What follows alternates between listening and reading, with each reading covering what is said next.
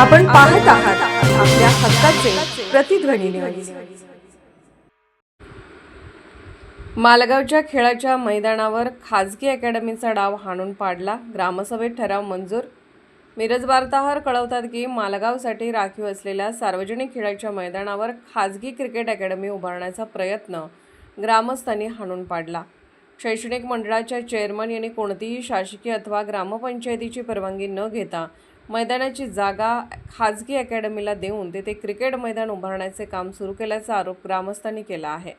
या प्रकाराची माहिती स्थानिक पोलीस भरतीची तयारी करणाऱ्या युवकाने सामाजिक कार्यकर्ते पैलवान अजित शेजोळ यांना दिली। त्यानंतर पैलवान अजित शेजोळ यांनी घटनास्थळी जाऊन पाहणी केली व संबंधित काम तात्काळ बंद पाडले। दरम्यान योगायोगाने त्याच दिवशी ग्रामसभा आयोजित करण्यात आली होती। यावेळी शेकडो ग्रामस्थ, युवक आणि खेळाडूंनी एकत्र येत मैदान हे गावातील सर्वांसाठी खुले करावे, तसेच कोणत्याही खाजगी कंपनी किंवा अकॅडमीला ती जागा देऊ नये असा ठराव ग्रामसभेत मंजूर करून घेतला। त्यानंतर ग्रामपंचायतीच्या वतीने संबंधित चेअरमन यांना स्थगितीपत्रही पाठवण्यात आले असल्याची माहिती ग्रामस्थांनी दिली। यावेळी पैलवान अजित शेजोळ, पैलवान गिरीश येलपर्टे, सामाजिक कार्यकर्ते संकेत जाधव, फरदीन मुजावर तसेच मोठ्या संख्येने खेळाडू व ग्रामस्थ उपस्थित होते।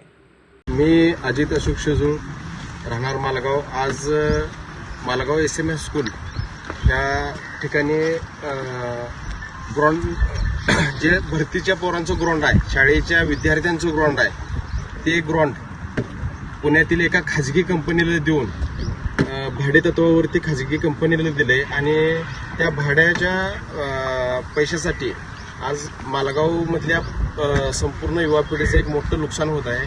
भरतीची पोरं असू देत किंवा शाळेतील विद्यार्थी यांना खेळण्यासाठी ग्राउंड ठेवलं नाही, ते ग्राउंड भाडे तत्वावरती एका कंपनीला, प्रायव्हेट कंपनीला गेलेलं आहे।